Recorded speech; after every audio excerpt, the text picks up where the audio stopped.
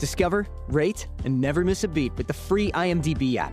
Curate your watch list, get personalized notifications, and find your next must-watch show or movie. Whether you're catching up on a series solo or planning a family movie night, IMDb is your ultimate entertainment companion.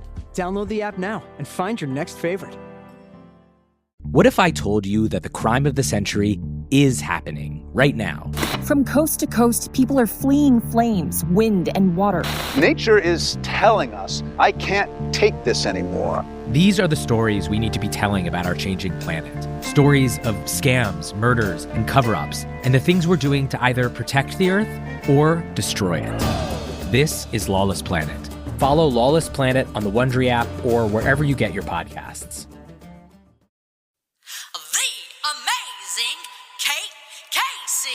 Welcome back for another episode of Reality Life with Kate Casey. Today's episode features one of my Reality Life with Kate Casey summer book club selections, and this one is an absolute must-read. It's centered on the Kennedy family, whose relationships and political legacy have long been a source of fascination for me, and I'm assuming maybe for you as well. John F. Kennedy remains one of the most iconic and enigmatic figures in American history. A war hero, a charismatic senator, and the 35th president of the United States. He embodied a vision of youth, optimism, and possibility.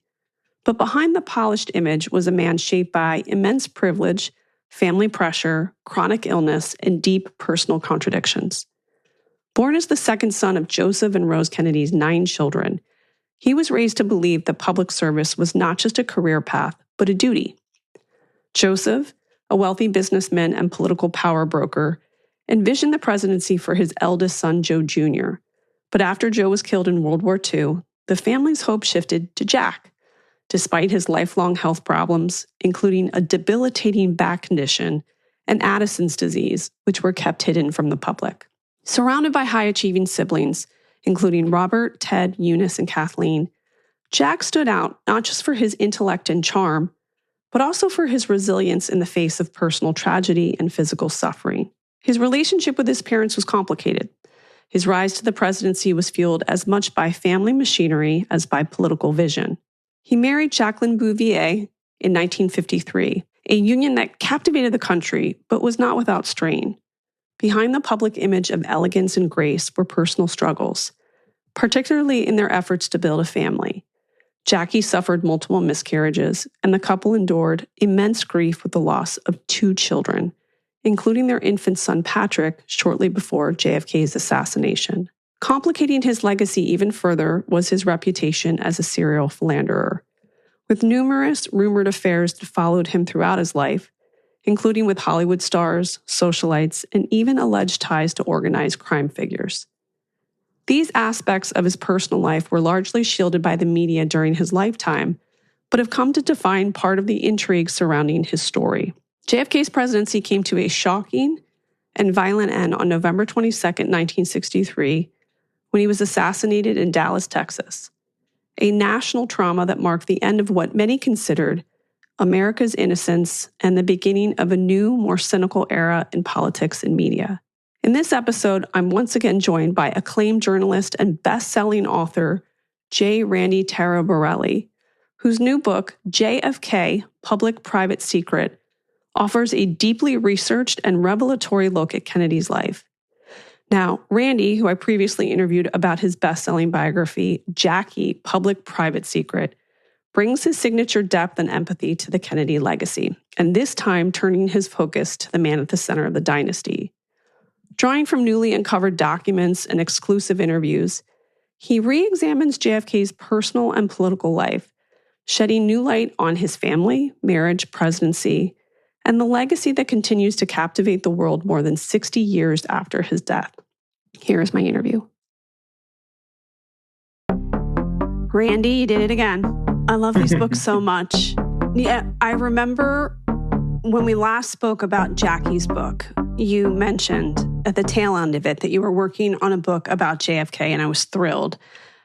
First question is, what was the thought process into building this book? And, over the years, you've done 5 other books on the Kennedys. So I'm assuming that you had a prodigious amount of interviews, archival interviews that you had already done. How much more did you have to do in order to complete this book? Well, you're right. We had a lot of interviews to draw from over the course of 25 years of research. But there was still a lot of work to do in the last couple of years. And some of the people that I talked to were so amazing because they were in their 90s or in their hundreds. Such as, Janet DeRose, Joe Kennedy's secretary, who was 100 when I interviewed her, and Pat Newcomb, who was Marilyn Monroe's best friend and publicist, and she was 95 when we talked. So there were a lot of people who were coming through kind of at the last minute to tell their stories for the first time. And I'm just so kind of proud and honored that we're able to tell these particular stories in this book, and have these incredible women kind of live on, forever within the pages of this book. So to answer your question, there was a lot of research in the last couple of years, but I was able to draw from all of my previous work as well. Now, in the beginning of the book, you sort of lament that this was a man who was still evolving. It was a life unfinished. Yeah, I felt badly about it as I was approaching the end of the book. And I've heard from people who've read the book who tell me that, they feel the same way, that there's a lot of sadness because you really feel like he's growing into himself by the end of the book. You realize that he's a man who's finally taking accountability for his actions, and he's understanding that accountability matters, not only in leaders, but in men. And you can't have accountability without forgiveness. And so all of this is coming into play at the same time. And then his life was over, just when you feel like it's really beginning. So it's a sad story in many ways, but I also felt like it was a very hopeful story to tell, during this period of time when everything seems so fractured. So I felt like there was a lot of hope in the story, and I didn't expect that when I started the book. I didn't know what to expect. All I wanted to do was tell his side of the story. That was my mandate. And then as it unfolded for me, I saw this sort of brilliant evolvement of this person into a different man. He's not the same man at the end of the book that he is at the beginning. And I think that journey is a sort of a golden journey for a reader to take, and for a storyteller, such as myself, to be able to tell. Yeah, it does seem unfair to compare at some points the younger version of himself with the one that was ending his first presidency. And I think in order to have some greater context, maybe we could start from the beginning. You paint this vivid portrait of both Joe and Rose Kennedy in the book. I wondered, how did their very different personalities, his ambition and pragmatism versus her religiosity and formality, shape his emotional makeup and worldview as a young man? Well, that's a great question, and he took a little bit from both. From Rose, he took his sort of removed persona, this maybe darker side, because the way that I portrayed Rose in this book is maybe darker than what most people have ever expected of Rose Kennedy. Removed, of course, deeply religious, but more than that, unhappy. And that was something that I never really thought about with Rose Kennedy before this book, was just the unhappiness. Back in the early 1900s, women weren't supposed to have dreams. They were just supposed to get married and have children. Rose had dreams. She wanted to travel. She wanted to be educated. She wanted a big life.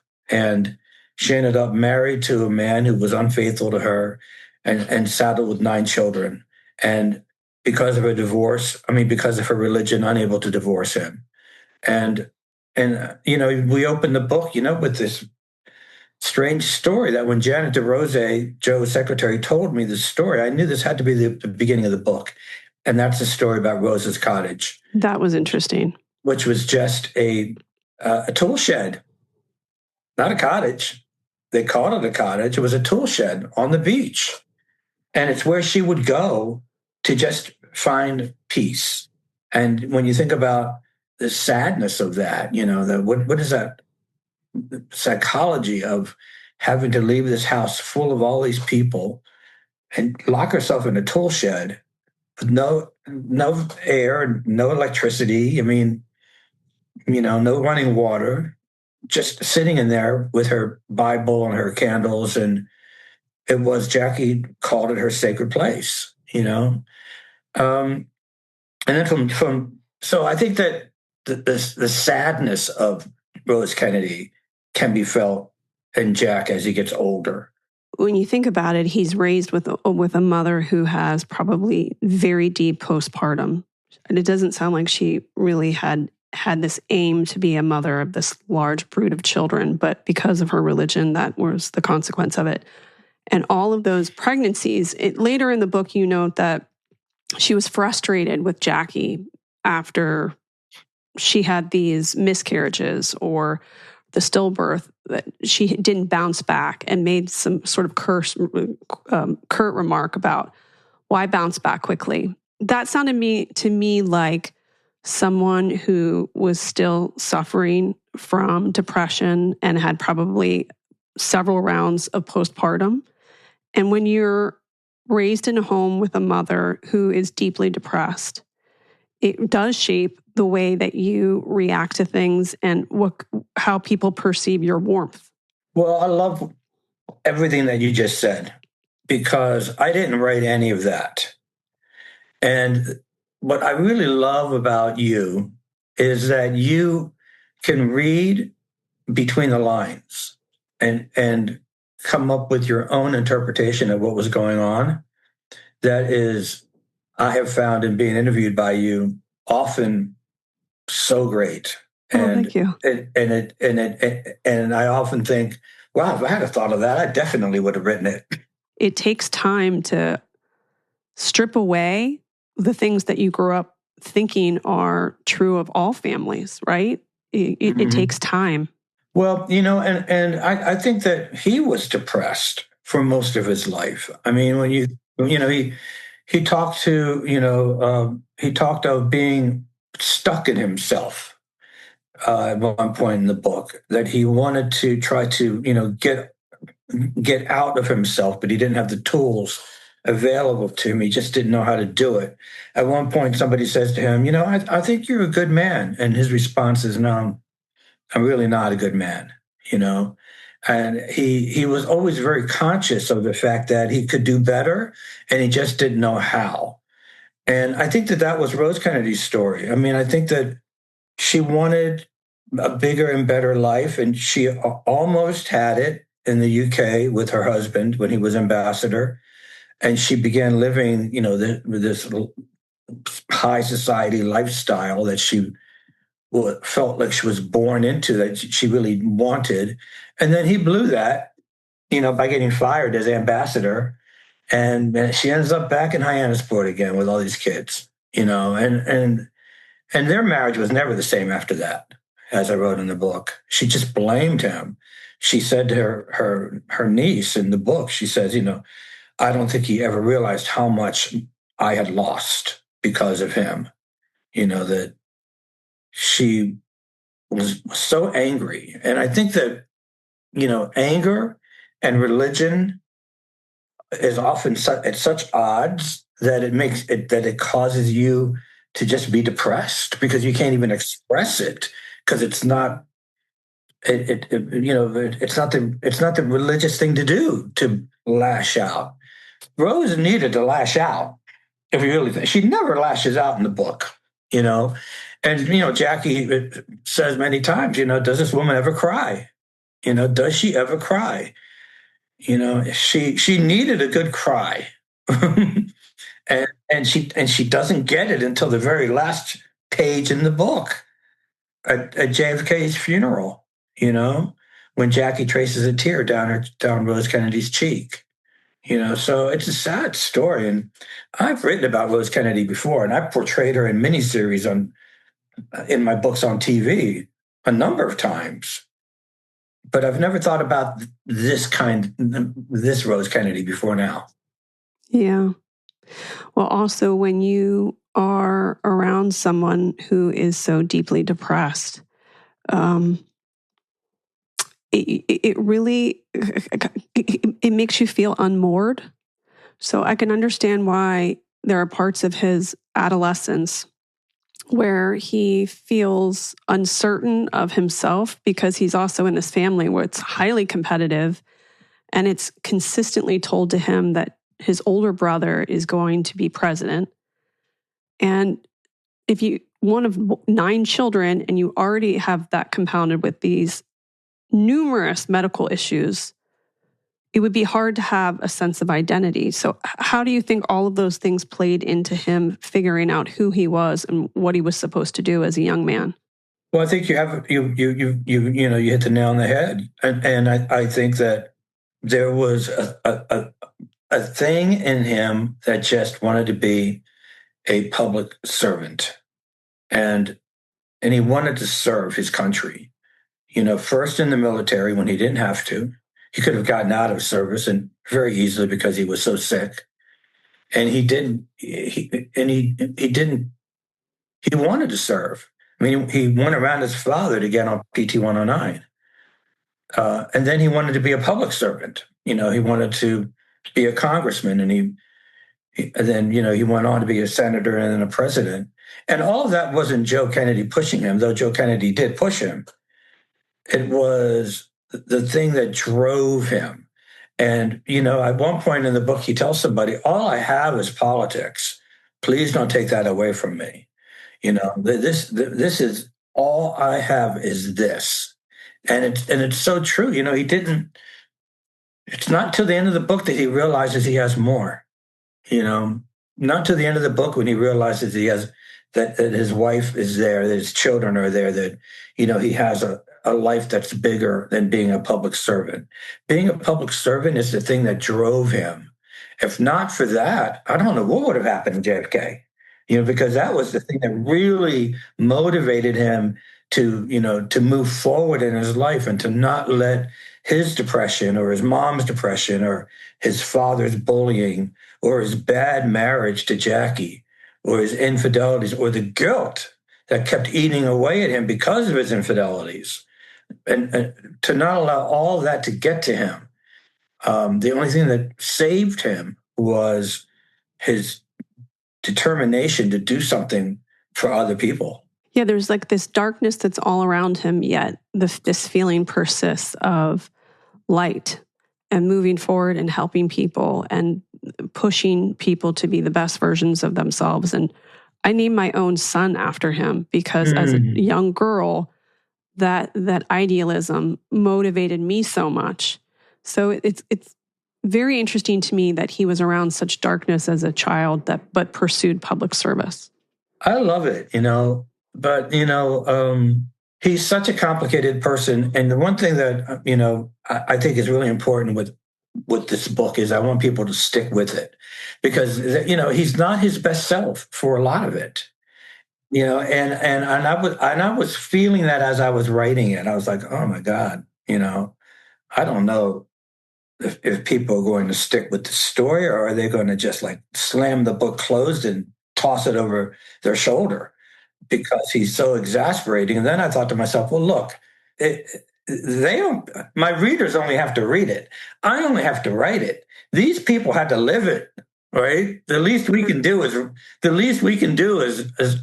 learn from it, is understand it, is stick with it. Right. I mean, if we can't do that, then I don't know what to say, and then, you do get the glory at the end, there's a payoff. And I was so happy about it because, I didn't know what I was getting into with this book. I only knew it from Jackie's point of view. I knew the story from Jackie's point of view because, I've done Jackie in many different iterations. Jackie Janet Leigh, Jackie Ethel Joan, Jackie Public-Private Secret. I've done Jackie.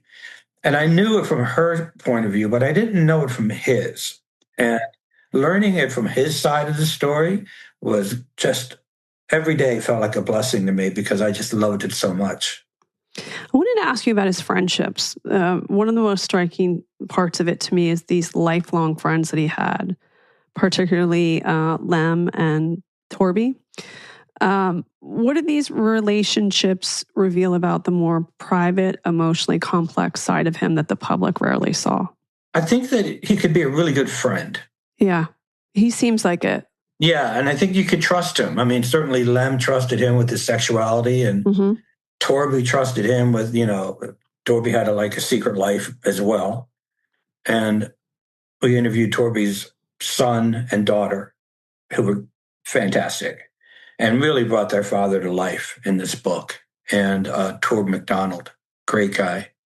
I think that what it shows us, in some respects, I feel like he was closer to them than he was to his own family.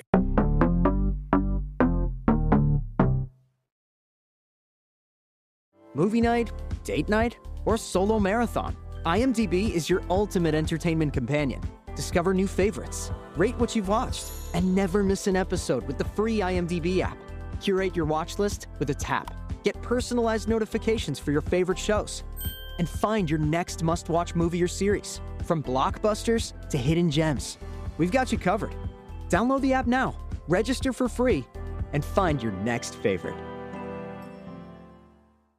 It's your man, Nick Cannon, and I'm here to bring you my new podcast, Nick Cannon at Night. I've heard y'all been needing some advice in the love department. So who better to help than yours truly? Nah, I'm serious. Every week, I'm bringing out some of my celebrity friends and the best experts in the business to answer your most intimate relationship questions. Having problems with your man? We got you. Catching feelings for your sneaky link? Let's make sure it's the real deal first. Ready to bring toys into the bedroom?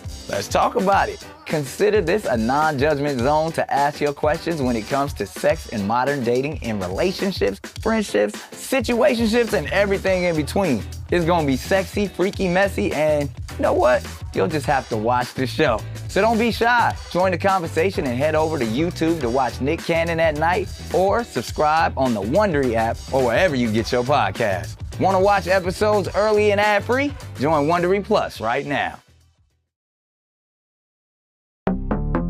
Oh, I think so. But I think that's a product of, he's in this enormous family and there are all these sibling rivalries, but the religiosity in the family made them all feel like they had to be high achievers and perfect in their faith. And I think that group of friends allowed him to be the more authentic version of himself. Yeah, I think you're right. I love those guys in this book. And, I love that he sent Torb McDonald to Vietnam on a secret mission. I thought that, wow, I wish I had a best friend who would send me on a secret mission.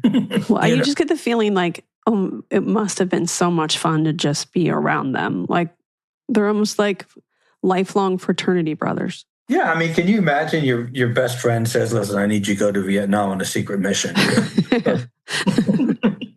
Your best friend, and I love that his daughter told me, that they would fight, that JFK would, and Torb would argue, and then JFK would call, and she'd pick up the phone, and he'd be like, "Where's your father?" And Torby would say, "Well, how did you get my number? I just changed my number." And the daughter said, "Well, he's the president. I'm sure he could figure it out." Yeah. A good thing about your book too is that I find myself looking people up throughout that those are the most fun historical projects. I think there are certain people that even I was unfamiliar with. And then when you could place the face with the name and the story, it's even more enriching. People do that, huh? Oh, I did. I was like, I need to know what Joan looks like. Like, I need to... Inga Binga. What does Inga look like? Right. Yeah, I guess so. I guess people would do that. Yeah, I guess so. This is why I would be a terrible therapist, because someone would come to me and I'd say, okay, I need to see pictures of your family. Because you have to paint the full picture. Like I said, he wasn't supposed to be the one. His brother was supposed to be the one that's supposed to be president. Coming from a family that I have, in my own family of origin, there were 4 and I have 5. I know that families can be complex and identities difficult. With his brother who passes away, and then his sister Kik, who you explain was extremely close to him, this is a lot of trauma for this young man. in the beginning part of his story. How much did the loss of those two older siblings shape him? Well, I think the loss of the brother and the sister, really had a big impact on him, obviously. But I think what it really did is it underscored his own fatalistic approach to life, because he always believed that he would not be on this planet very long. And, he didn't think he was going to live to be 50, maybe even 40. And he often told people, that I'm not going to be here very long, so don't expect me to, and it was exasperating to hear this, but he would say this. And I think that losing his brother and his sister just sort of made him even more firm in his belief that his time was probably going to be limited, because they weren't even sick, right? He was sick from the time he was 3 years old. And this is why he felt he wasn't going to be around. They were not, and yet they were taken. And then I think that what happened to his dad with the stroke in 1961, when JFK says, God took his soul, I wish he had just taken his body, because Joe Kennedy, was paralyzed and completely a different person after the stroke, not the same man at all. And then I also think, taking it a step further, there was also a sense in JFK of divine retribution that came, I think, from his religious background. Boy, they kind of began to wonder if what happened to Joe Kennedy had to do with what happened with what he did to the daughter, Rosie, when he authorized the brain operation, and then she became debilitated, and he sent her away to a mental hospital, and then had the family sort of ostracize her. Was his stroke a divine retribution for that? And so there's a lot of stuff going on here, with family members suffering, that I think definitely played a role in JFK's psychology, and in his belief that life doesn't always work out well, and you might and you got to squeeze as much in as you can when you can. The story about when Rose went to see Rosemary, that was haunting. Would you tell everybody about that? Well, it had been, Rosie had been institutionalized for, I don't know, it was maybe by that time 20 years, with her mom not ever seeing her. And then when Joe Kennedy died, I think after he had a stroke. Yeah. After he had a stroke, they began to realize that, maybe they should start visiting this poor woman in this institution. And I think it must have taken Rose a lot of courage, because she knew how wrong it was that she had not visited her daughter or even thought about her.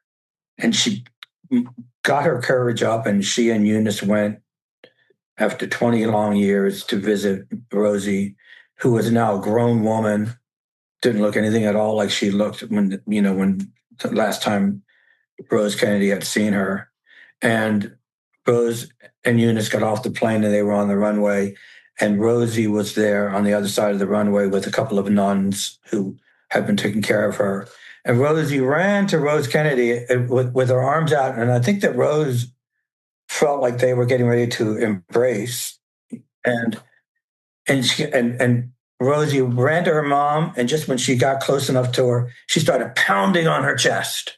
And Rose Kennedy, by the way, was like a small, tiny woman, and Rosie, the daughter, was big, and she was pounding on her chest and screaming because she wasn't verbal.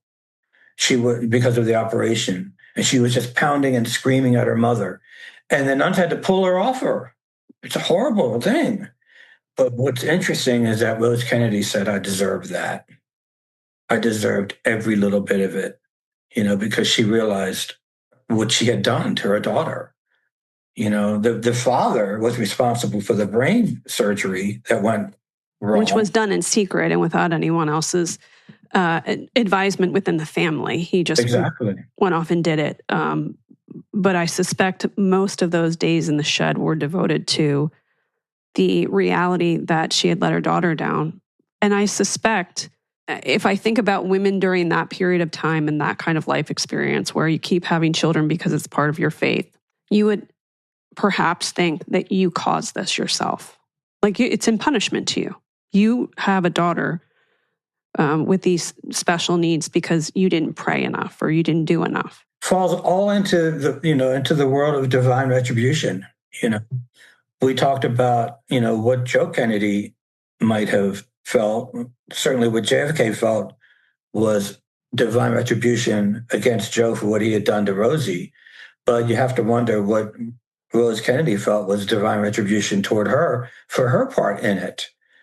Because, she gives just a couple of sentences to this in her book and ignores the fact that she never visited her in her own book, but she told her secretary that it basically ruined her life. She said that she fell into a terrible depression.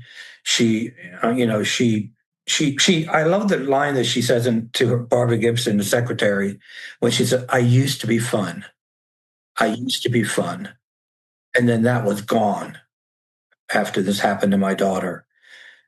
It's a terrible, terrible thing. And isn't it interesting, that how it affected Jack, which was it just robbed him of empathy and it robbed him of being able to be affectionate and being able to connect.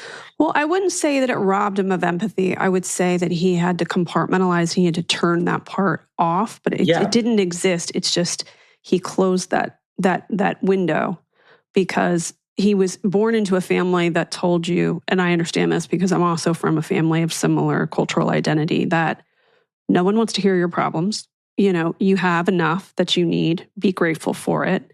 Keep it to yourself and to keep your chin up and to keep moving. Yeah. But as well as that, the shame of knowing you have a sister and you're not visiting her, you're not taking, you're not involved in her life, that you are allowing this family dynamic to continue on your watch.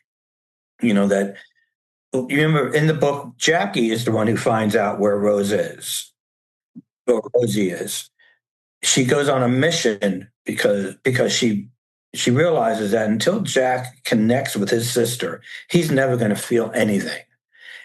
And there's this moment in the book when where Jackie and Janet have a conversation where they say, wow, if he is able to write off a sister that he loved so much and act as if she doesn't exist, how is he to respond to Jackie's stillbirth of a baby that he didn't even know?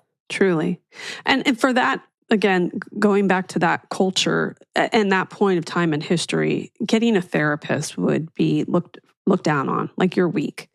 So in some ways, she's almost a therapist by proxy, the way that she's kind of laying this out. If he taps into that, then it can tap into his emotional bank, which has been deplete of funds for quite some time, right? Yeah, it's so interesting. She's so interesting in this book to me, I didn't know any of this prior to this book. And then what's really interesting is that when she finds out where this girl is and she tells him, guess what? He already knew. He already knew where she was. He just didn't know what to do about it. And she said, well, you're going to go and you're going to visit your sister. The time has come. And then he does. And he does a couple more times. And then in doing so, he begins to open up. And it's just one more little brick sort of taken out of the wall. There are many times in the book when you see him inching toward being a different person, but this is a big one. Going to see the sister that he hadn't seen in 20 years and getting rid of the shame that was attached to that helped him grow. And if you, from the guy who didn't even come back when Jackie had a stillbirth in 1956, didn't even come back from his vacation to be at her side, to the guy who, 8 years later is devastated over Patrick's death. and there for Jackie in every way he could think of to be there. It's only 7, 8 years. It's not a long time for that kind of growth in a person, but you definitely see it in this book. It's funny because there's so many times where I see a crossover between Grace Kelly and Jackie, where in the beginning of Jackie and JFK's relationship, it does seem to be essentially an arranged marriage. We know that Jackie's family really wanted her to marry someone very wealthy. She was engaged, finds out he's not worth as much as he's supposed to, and then he's gone. There wasn't this real love affair in the beginning, and then towards the end, you see that they have found their way to each other in the same way I think Grace Kelly felt with Prince Renier. Mm-hmm. But could you begin by talking a little bit about when they first meet and the reason that they kind of found one another? Well, it's interesting. JFK was 34, I think, and his father really wanted him to settle down and get married because he envisioned him in the White House, and you weren't going to get into the White House without a first lady. And there was nobody in JFK's life who was serious, and Joe Kennedy really wanted him to settle down. And the chemistry between him with JFK and Jackie was just not there when they met. As I wrote in the book, if it was contemporary times, they would have just chalked it up to a lack of chemistry. And they would just never see each other again.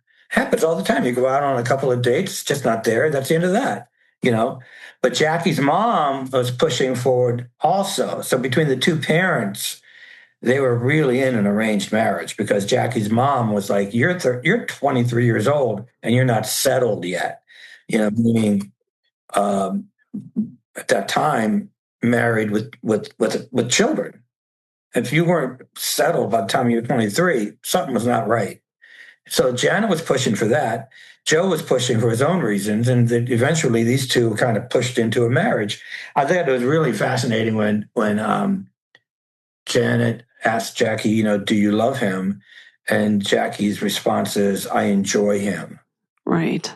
And what's even more fascinating is that was okay with Janet. It's not like Janet was like, well, no, that's not enough. Janet was like, okay. Because Janet had been telling Jackie from the time that she was a little girl, the secret to happily ever after is money and power. And JFK had both. Love wasn't really not a question for anybody at that point. Janet, the mom, had loved Jackie's father, and look how that turned out.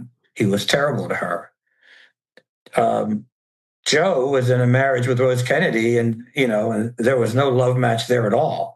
So, love was not an issue for the parents. It was more about just making sure that these two people got together, and they did. Then the other women, particularly Inga and Joan. What made these two women stand out? What did they have that was different from Jackie that enticed him so much? And do you think he was deeply in love with them? I think that he was deeply in love with Inga, who came before Jackie, 10 years before Jackie. And she was beautiful. She was older. She had been married twice before. He was only 24. He was in the military, at a desk job, and in Washington, and he was crazy about her. And then, as I wrote in the book, that ended because the father believed rumors that she was a Nazi spy. Unbelievable. You can't even make this stuff up, right? Yeah. Which ultimately was a disaster for her life. Unfairly painted that way. Her life. We interviewed her son, Ron, who said basically, it was life. These allegations at that time were life ruining. This was right at the beginning of the war, 1942. And life ruining. And she was being followed. She was being stalked by the FBI. She was being bugged. It was a terrible thing. But JFK, even after it was over, he still kept going back. You notice in the book, he goes back 2 or 3 times.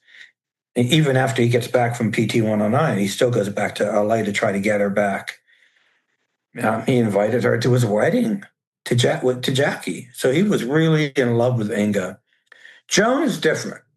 Joan Lundberg was an affair that JFK had after Jackie had the stillbirth in 1956. And he did not come back for the stillbirth. He stayed on vacation.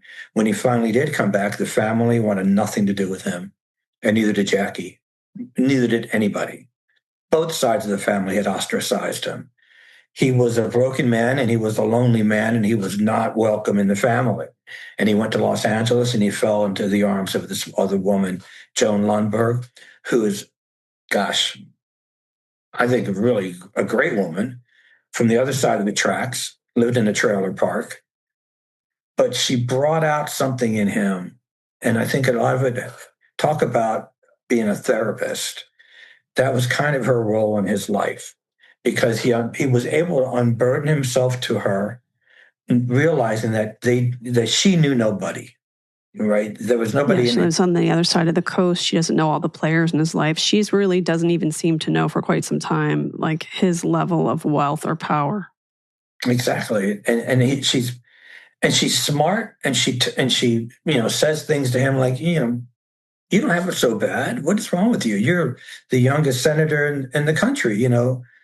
People have it a lot worse than you do. I mean, he met her at a really low time in his life after that happened with Jackie. But I don't think he ever loved her. I mean, I think he loved her, but he wasn't in love with her. He never said to her that he loved her. But ironically enough, she was another sort of building block for him in terms of his growth as a man. And eventually he became a better husband to Jackie because of her influence on him. Like she was helping him to open up in the same way that Jackie had with Rosie. She was helping in her own way to open him up to Jackie. And ironically enough, as I wrote in the book, he starts falling in love with his wife because of Joan's influence on him. Much to Joan's dismay, because she was falling in love with him at the same time. And now she's seeing pictures of him on magazines with Jackie and Caroline, and they're happy, and she's on the outside looking in.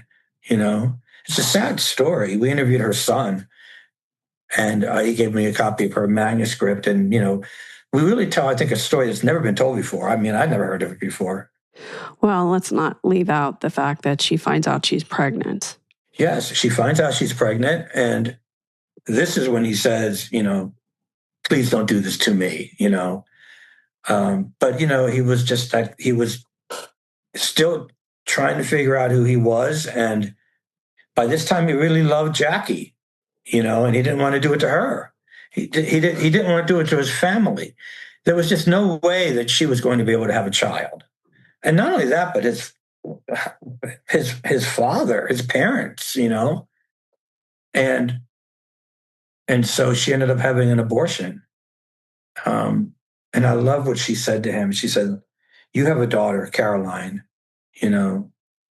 Maybe next time you treat a woman the way that you treated me, you'll think of your daughter and how you wouldn't want anybody to treat her in that same way," which I thought was really, quite a thing to say to him.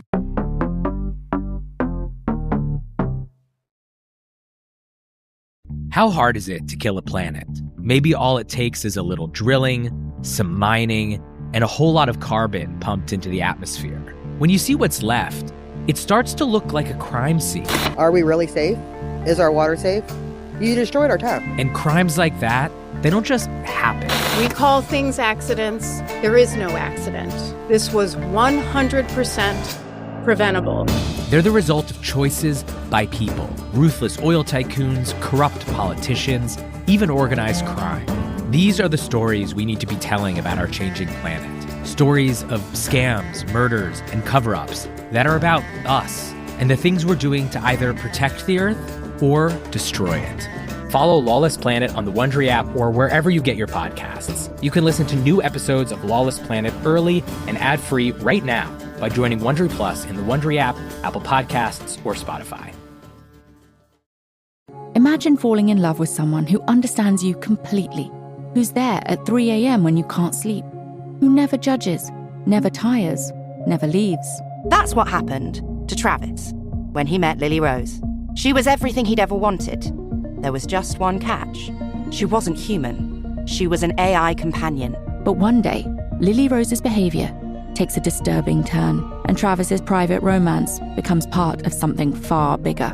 Across the globe, others start reporting the same shift. AI companions turning cold, distant, wrong. And as lines blur between real and artificial connection, the consequences become all too human. From Wondery, this is Flesh and Code, a true story of love, loss, and the temptations of technology. Follow Flesh and Code on the Wondery app or wherever you get your podcasts. You can binge all episodes of Flesh and Code early and ad-free right now by joining Wondery Plus. Well, it's also infuriating as the reader, especially as a woman, because in modern day, we would call him a sex addict. He has a wife who's desperately trying to have children. She has miscarriages. She has a stillborn. I'm sure of it that she had postpartum. He's not emotionally or physically available to her. So just the juxtaposition of asking the woman that he has basically left his wife completely for to get an abortion while his wife is desperately trying to build a family for him is absolutely infuriating. And then I was reading up about that compulsion associated with sex addiction.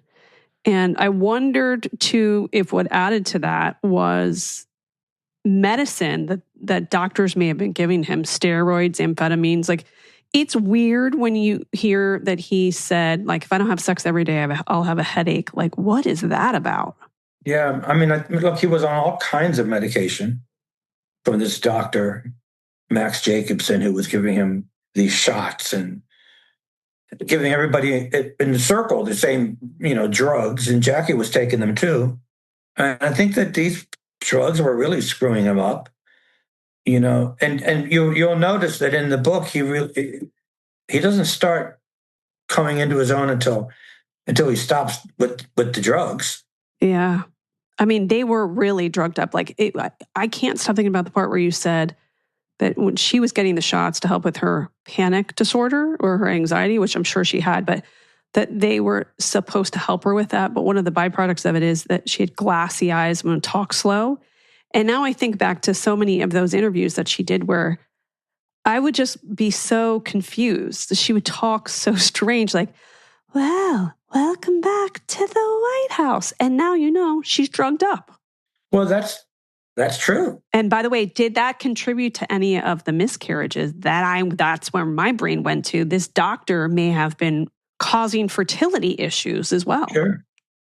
As I wrote in the book, that persona became her persona.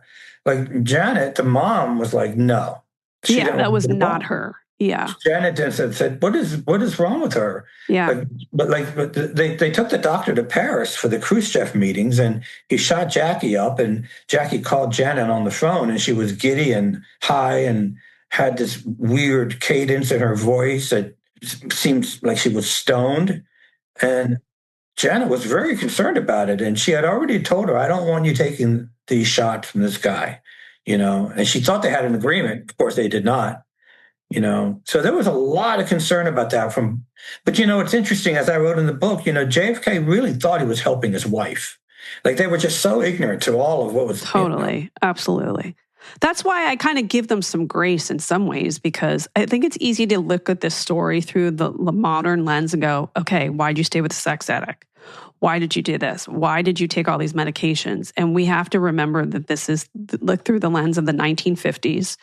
From two high-powered people that were born in similar family dynamics, pretty much, and having to live a life of duality because you have your public persona and you have your private persona.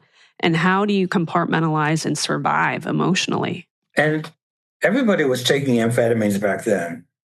Even Janet was. Janet used to send Jamie into the kitchen and say, get me, my diet pills are wearing off. Go get me more diet pills, which were pure amphetamines back then. So, I mean, everybody, women were taking them, men were taking them. It was the culture, and And it wasn't until they got off of all of it that their lives started to, to get better. And that he took the shot, speed, which let's call it what it is, before the Nixon debate, which I was a poli-sci student. I have gone through that debate like the Zapruder film. It is a monumental moment in history and in media and politics. And now to know that he was on speed. You wonder, would he have done as well if he hadn't been? Probably not. And I think that's a part of his identity issue, is he sees himself as a cripple. And people see him as this Lothario. And I suspect part of the reason, a very small part of it, of his need to have sex constantly is because he wants to disprove to himself and the rest of the world that he's not what really, really was, which was somebody who had an enormous amount of health issues. He had the body, like presented as the body of someone in pictures in our time of like this like 36-year-old hot like magazine model, but he actually walked funky. He was really lean. Like he had had terrible posture. If we saw him in modern times, we'd probably look at him and go, like, what's up? It's probably why he wanted to tan all the time, because tan presents as healthy. Yeah, I mean, it really is just paradoxical in every way. And then you have to wonder, like I decided not to write about, my mandate with this book was I am not going to write about every single woman he ever had an affair with. These women have all written books of their own in many cases, and in many cases I didn't believe them, and in many cases their stories have been told, and I decided I'm not going to do like an alphabetical sort of compendium of women JFK had affairs with. So you'll notice that there may be 4, maybe 3 actual names in the book. And then also, you also have to wonder how much of it is exaggerated, because he was so sick. I mean, he was, as I wrote in the book, he was sick all the time and running the country. I love what Rose Kennedy says. All these women and Khrushchev? I don't think so. I love the part where you said he had a lot of the meetings in the swimming pool because he didn't trust anybody. So, if you have a wire, you can't wear it when you're swimming. So I just can you imagine that now if a president was like, okay, we're going to have meetings, but you have to get in your swimsuit and come down to the pool. Like, what? Of course, but apparently that's where they said that he would get it on with a lot of the women too, at the pool. Mm-hmm. Yeah. And then they closed the pool up. They covered it up and did away with the pool at the White House. Probably for the best, Yeah. But there was definitely a lot of enablers in his life who were loyal friends, but also enabled behaviors. And well, that is why the big moment at the end of the book for me is when they finally come together and they're planning their renewal of wedding vows that would have taken place in 1964. Which, by the way, anyone who watches Real Housewives would have told them in present day, never do a vow renewal. It never works out. Oh, I didn't even know that. Every time they do it on television, anybody on television does a vow renewal, they get divorced a year later. It never works out. It's bad juju. It's totally bad juju. I didn't know. So when I was reading that, I was like, oh, for the love.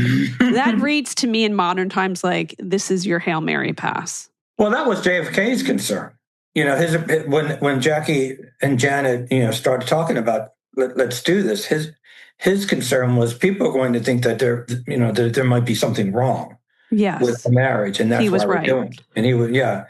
And they were like, well, we have to, we're going to have to figure out a way to couch it so that people don't think that. And they began planning it for 1964. And Janet turns to Jackie at one point and she says, my God, after everything that you've been through with this man, you really do love him, don't you? And Jackie's response to that is, I really do. She says, but it's we who made him. And when she says that, when I read that in Janet's transcript of an interview, it's we who made him, I was like, whoa, because that's her taking accountability for her own part in their bad marriage. And taking accountability for all of the enabling that they all did. Yeah. The father paying Jackie $100,000. Yeah. Yes. Yeah. All of it. They enabled it. It's we who made him is, I think, those words coming from Jackie really meant a lot to me when, because I think that she's absolutely right. They all participated. And it was hard to say no when he was the president, especially when he was the president. It's hard to say no to the president. And I think I painted that pretty carefully with Janet. When Janet has all these issues with the way that he's treated Jackie. So many women, so little sense, she used to say, But yet when he wants to visit for the weekend, how do you tell the president of the United States, no, I don't think so, right? No, you welcome him, And I love their relationship in this book, JFK and Janet, and he gives her the nickname Wellspring. From where all good things spring, something along those lines, I think what I loved about this book is every relationship is complex and not black and white.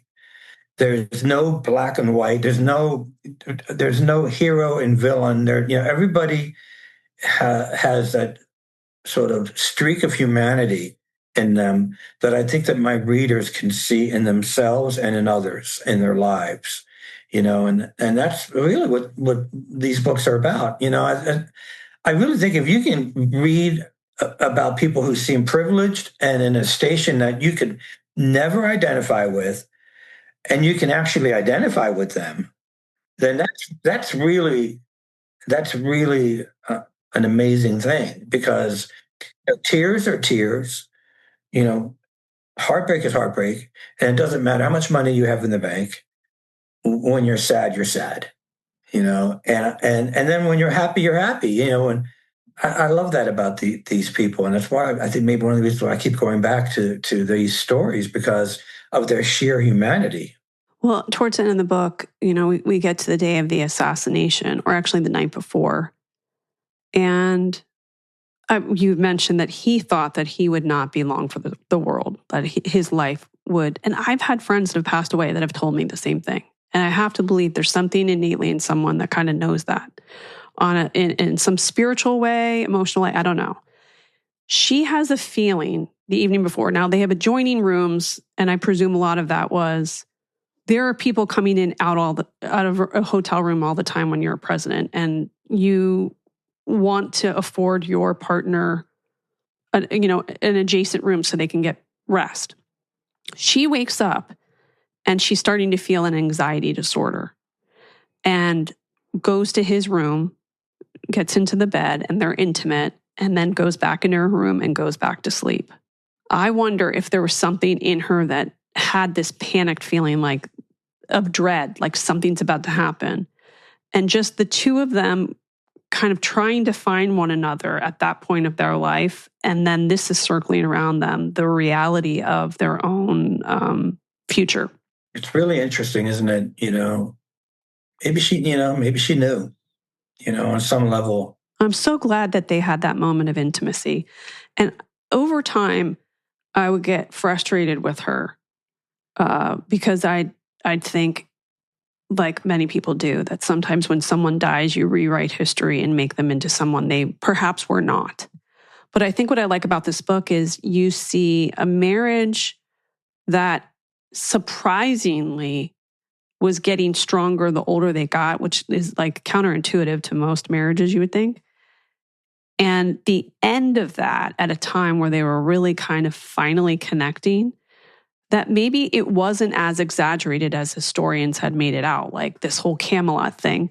I think there was truth to that. I do think that she saw him in a different way, a more honest version of who he was, and the possibility of their future together. And I think that's kind of interesting too, because I think he represented and still represents possibility in ourselves and our country. And that, I think, is what kind of I was left with, is that she really did feel like she had connected with him. And again, I was so glad that she was intimate with him right before that happened. Me too. Me too.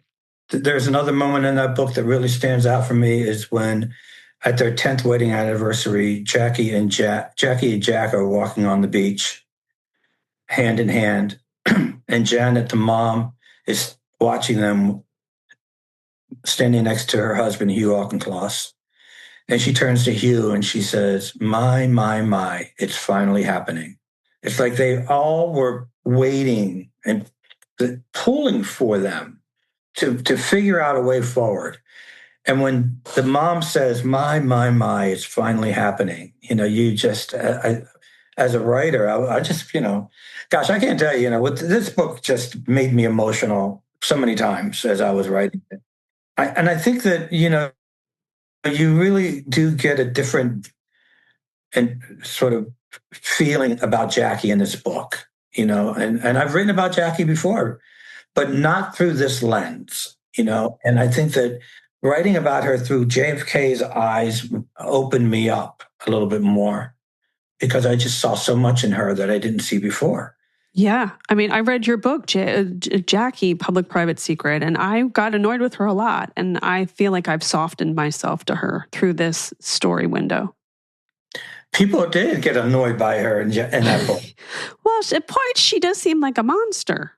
I heard about that from a lot of people. It was never my intention. I'm just trying to tell the story. No, of course. But then when you look at it through this angle, I just can't imagine all of the fertility struggles alone are just so deeply upsetting.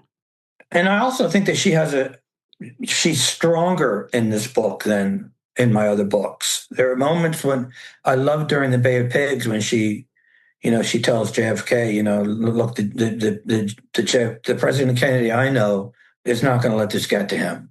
Like she knew how to fortify him. But yet she also knew how to read the room because later on during the Cuban Missile Crisis, she kind of pulls back, and she's trying to let him have room to make his own decisions. I think because she realizes he learned from the Bay of Pigs how to do that. I just think that she was smart and intuitive far beyond what we even knew. And you get that a lot from her oral histories with Arthur Schlesinger. If you have the time to actually sit there for 50 hours and listen to them, which I did for you, so you don't have to do it. Right. And the best parts of all those interviews are in this book, where you actually see her stronger than you ever really imagined her. Like she's getting daily briefings. In the book, I read about the fact that she's getting daily presidential briefings until she can't take them anymore because they're too depressing, but she asked for them, and JFK said, give them to her, even though first ladies never got those in the past.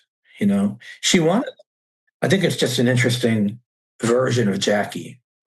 Definitely. Well, you could have written 500 more pages, and I would have enjoyed it just the same. I thought it was such a great read. I just fell deep into the book. When you're reading something and you're like, don't talk to me, don't bother me. It could start raining and I wouldn't even notice. And those are the best kind of books. So congratulations to you and your researcher too. I want to acknowledge your researcher too, who works with you on a lot of those projects, correct? Kathy Griffin. She's amazing.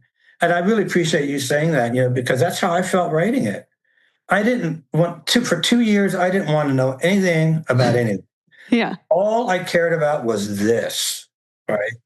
And when it was over, I felt really, I was like, whoa.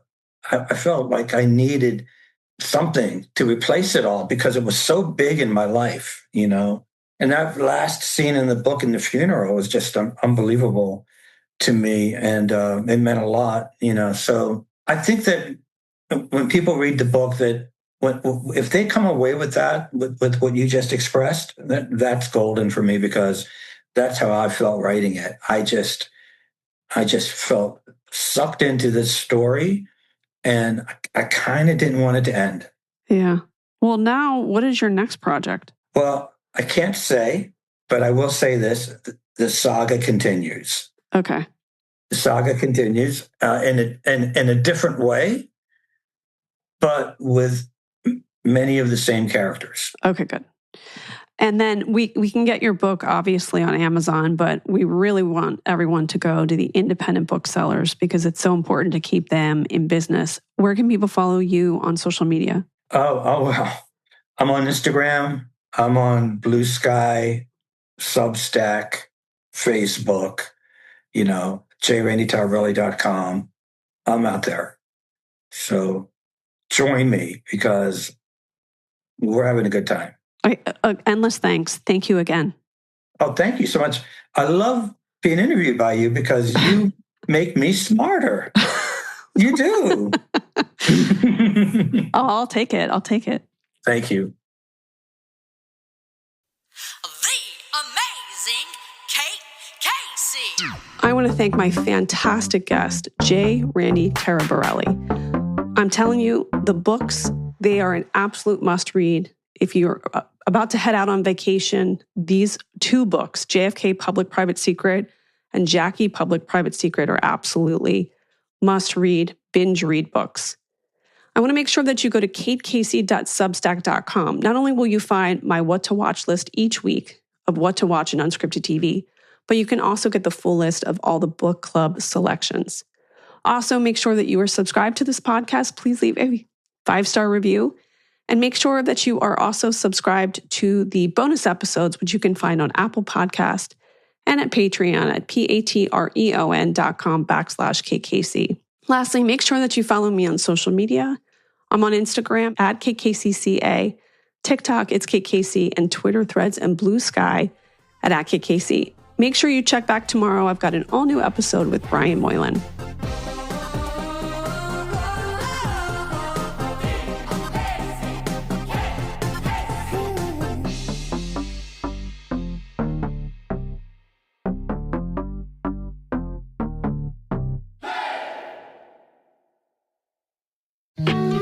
Dreaming of blissful summer days and creamy popsicles? Capture sun-drenched memories with the Orange Vanilla Dream Hydration Multiplier from Liquid IV. Just 1 stick and 16 ounces of water can help hydrate you better than water alone. Live your summer dream with Liquid IV. Tear, pour, live more. Go to liquidiv.com and get 20% off your first order with code INDULGE20 at checkout.